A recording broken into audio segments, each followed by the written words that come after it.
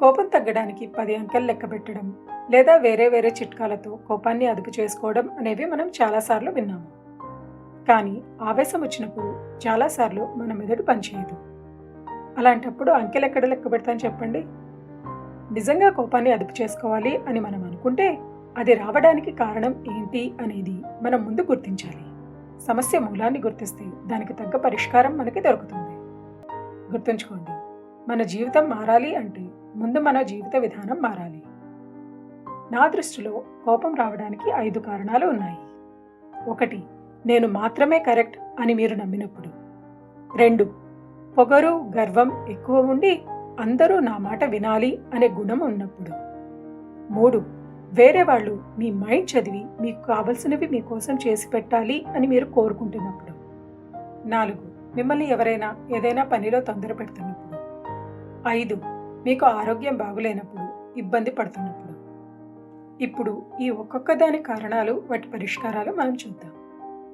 1. నేను మాత్రమే కరెక్ట్ అని మీరు నమ్మినప్పుడు. నాకు అన్నీ తెలుసు, నేను కరెక్ట్. అలాంటప్పుడు ఎదుటి వాళ్ళు ఎందుకు గుర్తించరు? వారు రాంగ్ అని ఎందుకు ఒప్పుకోరు? ఇవి మనం మాత్రమే కరెక్ట్ అని అనుకునే వారి మనసులో మెదులుతూ ఉండే మాటలు. వీళ్ళు ఇలా అనుకుంటూ ఉండే కొద్దీ వాళ్ళలో కోపం పెరిగిపోతూ ఉంటుంది. దీనికి చిన్న ఉదాహరణ, అమ్మా నాన్నలు మనకి చాలాసార్లు జాగ్రత్తలు చెబుతూ ఉంటారు. ఒక్కొక్కసారి చెప్పిందే మళ్ళీ మళ్ళీ చెబుతూ ఉంటారు. కొన్నిసార్లు అయితే చిన్న చిన్న విషయాలు కూడా పదే పదే చెబుతూ ఉంటారు. ఇవి వింటున్నప్పుడు మనకి కోపం నషాలానికి అంటుతుంది. ఈ మాత్రం మాకు తెలీదా, ఎందుకు ఎప్పుడు చూడు నసపెడుతూ ఉంటారు అని మనకి కోపం వస్తుంది. ఇది ఉదాహరణ మాత్రమే. ఇలాంటివి మన జీవితంలో చాలా జరుగుతూ ఉంటాయి. స్నేహితులతో వాదన, కలీగ్స్తో అభిప్రాయ భేదాలు, జీవిత భాగస్వామితో మాట పట్టింపులు, ఇలా ఎన్నో. ఇలాంటి సందర్భాలు వచ్చినప్పుడు మనం ఎవరితో వాదిస్తున్నామో ఆలోచించండి. ఈ సందర్భంలో నేను కరెక్ట్ అని నిరూపించుకోవడం అవసరమా అని మిమ్మల్ని మీరు ప్రశ్నించుకోండి. వాళ్ళ తృప్తి కోసం మనం కొంచెం తగ్గడంలో తప్పులేదు అని అనిపిస్తే సర్దుకుపోండి. ముఖ్యంగా గుర్తుంచుకోండి, మన దృష్టిలో మనం కరెక్ట్ కావచ్చు, వేరే వారి అభిప్రాయాలు వేరే వారివి. అందరూ మనం కరెక్ట్ అని గుర్తించాలి, మనల్ని స్పెషల్గా చూడాలి అనే ఆలోచన ఉన్నంతకాలం ఎదుటి వ్యక్తి మనల్ని గుర్తించడం లేదు అనగానే మనకి కోపం పొడుచుకొచ్చేస్తుంది. కాబట్టి మన అభిప్రాయాలు మనవి, వేరే వారి అభిప్రాయాలు వేరే వారివి అని మీరు మీ ఆలోచన విధానాన్ని మార్చుకోగలిగితే మీ కోపాన్ని ఇలాంటి సందర్భాలలో కంట్రోల్ చేసుకోగలరు. 2. పొగరు, గర్వం ఎక్కువ ఉండి అందరూ నా మాట వినాలి అనే గుణం ఉన్నప్పుడు. నేను చెప్పింది ఇప్పటికిప్పుడు జరిగిపోవాలి, నీకెంత ధైర్యం ఉంటే నాకే ఎదురు మాట్లాడతావు, అందరూ నన్నే ఆడిపోసుకుంటూ ఉంటారు. ఇది ఎక్కువ పొగరు, గర్వం ఉన్నవాళ్ల మనసులో మెదిలే మాటలు. ఇలాంటి వారు తమ జీవితంలో చిన్న వ్యతిరేకతను కూడా తట్టుకోలేరు. వాళ్ళు కోరుకున్నట్టు జరగనప్పుడల్లా వాళ్ళ కోపం ఆకాశాన్ని అంటుతుంది. సాధారణంగా ఇలాంటి వారి జీవితంలో ఉండేవాళ్ళు వాళ్ళ మీద ప్రేమతోనో అవసరంతోనో వాళ్ళు కోరుకున్నట్టు అణిగిమణిగి ఉంటారు. వారి సహనం చచ్చిపోయాక లేదా అవసరం తీరిపోయాక ఇలాంటి వాళ్ళకి వీలున్నంత దూరం వెళ్ళిపోతారు.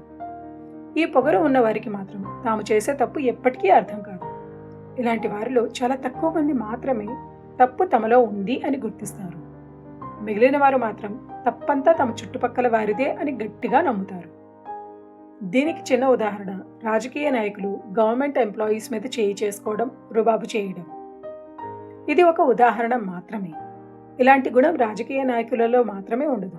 మీ ఇంట్లో మీ చెల్లికి ఉండవచ్చు, మీ ఆఫీస్లో మీతో పనిచేసే కలీగ్కి ఉండవచ్చు, మీ ఫ్రెండ్స్కి కూడా ఉండవచ్చు. ఒకవేళ మీకే కనుక ఈ గుణం ఉండి మీ జీవితంలో అందరినీ కోల్పోతున్నారు అని మీకు అనిపిస్తే ముందుగా మీలో మార్చుకోవాల్సిన అంశాన్ని గుర్తించినందుకు కంగ్రాట్స్. ఇప్పుడు ఇలాంటి కోపాన్ని కంట్రోల్ ఎలా చేసుకోవాలో ఆలోచిద్దాం. మీ జీవితంలో ఉన్న ప్రతి వస్తువు, ప్రతి మనిషి మీకు ఏదో ఒక విధంగా సహకరిస్తున్నారు అన్న విషయం మర్చిపోవద్దు. ఎదుటి మనుషులకు, వారి అనుభవాలకు విలువ ఇవ్వండి. అందరూ మిమ్మల్ని బాధ పెట్టడానికి, కష్టపెట్టడానికే ప్రయత్నిస్తున్నారు అని అనుకోవడం మానేయండి. ఎదుటివారు చెప్పేది విని ఆలోచించి మాట్లాడండి. ఒకళ్ళు మీరు చెప్పిన విషయాన్ని వ్యతిరేకిస్తున్నప్పుడు వారు మిమ్మల్ని వ్యతిరేకిస్తున్నారు అని కాక వారి అభిప్రాయాన్ని విని ఆలోచించి మాట్లాడండి. ఒకవేళ మీకు తట్టుకోలేని కోపం వస్తుంది అనిపించగానే అక్కడి నుండి ముందు పక్కకు వెళ్ళి కొంచెం చల్లబడి నిమ్మళంగా ఆలోచించి తర్వాత తిరిగి మాట్లాడండి. గుర్తుంచుకోండి, మన చిన్న జీవితంలో ప్రతిదీ పర్సనల్గా తీసుకోవాల్సిన అవసరం లేదు. 3. వేరే వాళ్ళు మీ మైండ్ చదివి మీకు కావలసినవి మీకోసం చేసి పెట్టాలి అని మీరు కోరుకుంటున్నప్పుడు ఆ మాత్రం అర్థం చేసుకోలేరా? బుద్ధి ఏమైంది? ప్రతిదీ గుచ్చి చెప్పాలంటే ఏం చెప్తాం? అర్థం చేసుకోవాలి కదా. ఇది చాలామంది రిలేషన్షిప్స్లో ఉండేవారి మనసులో అనుకునే మాట. మనం ఒకళ్ళతో కలిసి ఉంటున్నాము లేదా ఒకరిని ఇష్టపడుతున్నాము అన్నప్పుడు వారు కూడా మనతో సమానంగా మనల్ని అర్థం చేసుకోవాలి అని కోరుకుంటాం. కానీ అలా జరగదు. అలా జరగనప్పుడల్లా మనలో బాధతో కూడిన కోపం మొదలవుతుంది. ఆ కోపాన్ని అలాగే అణిచిపెట్టుకుంటూ ఉంటే పోను పోను అది కంట్రోల్ తప్పి పెద్ద పెద్ద గొడవలకు, మనలో తీవ్రమైన అసహనానికి, అసంతృప్తికి ఆజ్యం పోస్తుంది. ఇలాంటి కోపంతో కనుక మీరు రగులుతూ ఉంటే ఒక్క నిమిషం ఓపికగా నేను నెక్స్ట్ చెప్పేది వినండి. ప్రేమకి లేదా ఒక బంధానికి 5 భాషలుంటాయి. ప్రతి మనిషి ప్రేమ భాష వేరు. ఈ భాషలేంటో జాగ్రత్తగా వినండి. 1. మాటలలో ప్రేమని, అభిమానాన్ని వ్యక్తపరచడం. ఈ ప్రేమ భాష వారికి ప్రేమగా మాట్లాడడం, మెసేజెస్ పంపడం, పొగడడం నచ్చుతాయి. వారి బాధని ఓపికగా విని ఓదార్చడం అవసరం ఇందులో. 2. ప్రేమించిన వారితో సమయం గడపడం. ఈ భాష కోరుకునే వారి కోసం కలిసి బయటకు వెళ్ళడం, కలిసి కొత్త కొత్త పనులు చేయడం అవసరం. 3. ప్రేమించిన వారి అవసరాలు పూర్తి చేయడం. ఈ భాషను ఇష్టపడే వారి కోసం వారి పనుల్లో సహాయం చేయడం, వారి కష్టాన్ని అర్థం చేసుకుని నేనున్నాను అని అండ ఇవ్వడం ముఖ్యం. 4. ప్రేమించిన వారికి గిఫ్ట్స్ ఇవ్వడం. ఈ భాషని అర్థం చేసుకునే వారికి తరచూ ఏదో ఒక బహుమతి ఇవ్వడం ముఖ్యం. అది ఖరీదైనదే కావాల్సిన అవసరం లేదు. ప్రేమగా ఏది ఇచ్చినా వారు సంతోషంతో మురిసిపోతారు. 5. ప్రేమించిన వారిని తరచూ ముట్టుకోవడం. ఈ భాష కోరుకునే వారికి కౌగిలించుకోవడం, చేతులు పట్టుకుని నడవడం, దగ్గరగా కూర్చోవడం వంటివి చాలా అవసరం. ఈ 5 భాషలలో మీ భాష ఏంటి అనేది గుర్తించండి. మీరు ఎవరి నుండైతే గుర్తింపుని ఆశిస్తున్నారో వారి భాషని కూడా అర్థం చేసుకోండి. బహుశా మీ భాష, మీ భాగస్వామి భాష వేరు కావచ్చు. ఉదాహరణకి మీ భాష మాటలలో ప్రేమను వ్యక్తపరచడం అనుకుందాం. మీ భాగస్వామి భాష మీతో సమయం గడపడం అనుకుందాం. ఇన్ని రోజులు మీరు మీ భాగస్వామిని పొగడడం, మీ ప్రేమను వ్యక్తపరచడం చేస్తున్నారు. అలా చేయడం వల్ల మీకు సంతోషం అనిపిస్తుంది. మీరు చేస్తుంది తిరిగి వారు చేయకపోవడం మీకు బాధని, కోపాన్ని కలిగిస్తుంది. కానీ వారి ప్రేమ భాష వేరు. మీ పొగడ్తలు వారికి సంతోషాన్ని ఇవ్వవు. వారికి మీతో సమయం గడపడం సంతోషాన్ని ఇచ్చింది. కాబట్టి వారు మీ మాటలను ఎక్కువగా పట్టించుకోకుండా మీతో సమయం గడపడానికి ప్రాధాన్యతని ఇస్తారు. మీలో, మీ భాగస్వామిలో అసహనానికి ఇదే కారణం. ఇలాంటి సందర్భాలలో మీ భాగస్వామికి నోరు తెరిచి మీ అవసరాలు ఏంటి అనేవి మొహమాటం లేకుండా చెప్పండి. మీకు ఎలా ఉండడం వల్ల వారి ప్రేమను మీరు అర్థం చేసుకోగలరో వారికి వివరించండి. మాట్లాడితే ప్రపంచంలో సగం సమస్యలు తీరిపోతాయి. అలాంటిది మీ ప్రపంచాన్ని అల్లకల్లోలం చేస్తున్న ఈ అసహనాన్ని కొంచెం అర్థం చేసుకుని అవసరమైన పద్ధతిలో దానికి పరిష్కారం కనుక్కోగలిగితే ఇలాంటి విషయాలలో మీ కోపాన్ని మీరు అదుపు చేసుకోగలుగుతారు. 4. మిమ్మల్ని ఎవరైనా ఏదైనా పనిలో తొందర పెడుతున్నప్పుడు. నాకు టైం లేదు, ఇప్పుడు నాకు కుదరదు. ఉద్యోగం చేస్తున్న ప్రతి ఒక్కరూ వారి జీవితంలో ఈ మాట ఒక్కసారైనా కోపంతో మనసులో అనుకుని ఉంటారు. తమ కలీగ్స్తో తమ పని భారాన్ని, కొత్తగా ఇచ్చిన పని గురించి చెప్పుకొని కొంచెంసేపు నోరు అలసిపోయేలా తిట్టుకొని మనసులో భారాన్ని దించేసుకుని ఉంటారు. మనకు సామర్థ్యం ఉంది అన్నప్పుడు మన దగ్గర నుండి పని కానిచ్చేసుకోవాలి అని చాలామంది అనుకుంటూ ఉంటారు.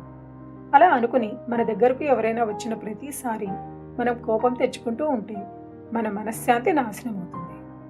మెల్లిమెల్లిగా దాని ప్రభావం ఆరోగ్యం మీద కూడా పడుతుంది.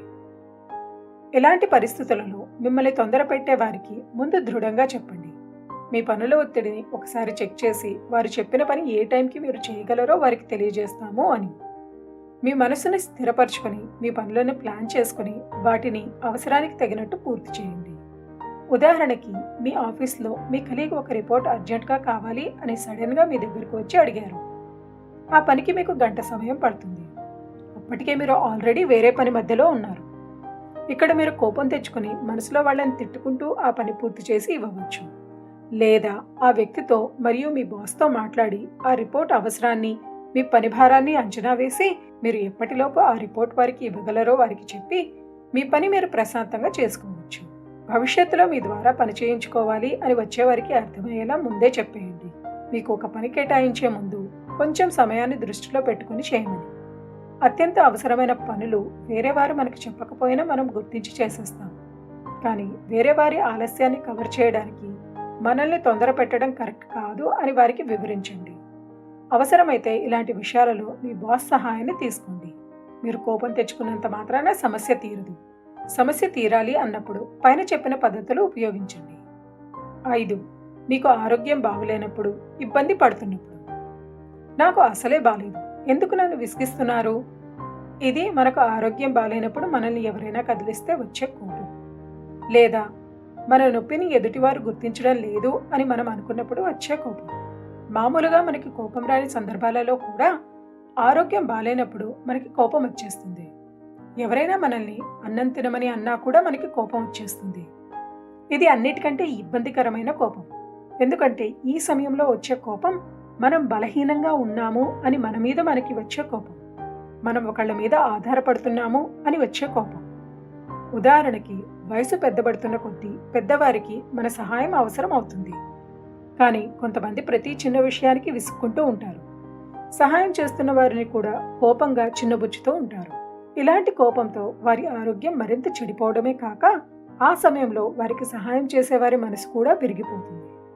అలా కాకుండా ఉండాలి అంటే ముందు మీ చుట్టూ ఉన్న వాళ్ళని చూడండి.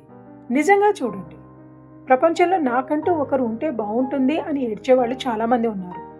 అలాంటిది మిమ్మల్ని ప్రేమించి మీ ఆరోగ్యం బాగాలేనప్పుడు కూడా మిమ్మల్ని చూసుకోవడానికి ఒకరు ఉన్నారు అన్న విషయాన్ని కళ్ళు తెరిచి చూడండి. రోజువారీ పనులతో పాటు మీకు సహాయం చేస్తున్న వారి మంచితనానికి విలువని ఇచ్చి మీకు కుదిరినంత వరకు వారి జీవితాన్ని కష్టపెట్టకుండా ఉండడానికి ప్రయత్నించండి. మీ ఆరోగ్యం ఎంత తొందరగా బాగైతే అంత తొందరగా మీరు మామూలుగా బ్రతకగలరు అని అర్థం చేసుకోండి. కొన్నిసార్లు మనకి ఆరోగ్యం బాగలేకపోయినా అన్ని పనులు మనమే చేసుకోవాల్సి వస్తుంది. ఇది సాధారణంగా ఇంట్లో పనిచేసే అమ్మలకి, భార్యలకి వర్తిస్తుంది. ఇంట్లో పిల్లలు, భర్త వారి అవసరాన్ని, వారు భరిస్తున్న నొప్పిని గుర్తించినప్పుడు పట్టరాని కోపం వస్తుంది. ఇలాంటి సమయాలలో మీకోసం మీరు కొంచెం సమయం కేటాయించుకోండి. పని చేయకపోతే కుదరదు కదా అని కోప్పడుతూ ఏడుస్తూ కంటిన్యూ చేయొద్దు. మీకు బాగాలేని విషయం ఇంట్లో వాళ్లకు వివరించి వారి సహాయం తీసుకోండి. కుదిరినన్ని పనులు వేరే వారికి అప్పగించి మీ శరీరానికి, మనసుకి తగినంత సమయం ఇవ్వండి. మీరు బాగుంటేనే కదా మీ ఇంట్లో అందరూ బాగుండేది. కాబట్టి కోపంతో ఉన్న రోగాన్ని ఎక్కువ చేసుకోకుండా కుదిరినంత రెస్ట్ తీసుకోండి. ఇవి నాకు తెలిసిన కోపానికి 5 ముఖ్య కారణాలు. వాటికి మనం చేయగలిగే పరిష్కారాలు. కోపం తప్పు కాదు, అదే పనిగా కోప్పడుతూ ఉండడం తప్పు. కోపం మనల్ని మన లక్ష్యాలు సాధించడంలో సహాయం చేసే విధంగా, మన ఫ్రస్ట్రేషన్ని వదిలించే విధంగా ఉండాలి. కానీ మన మీద మనకే గౌరవం పోగొట్టే విధంగా, మన జీవితాన్ని నాశనం చేసే విధంగా ఉండకూడదు.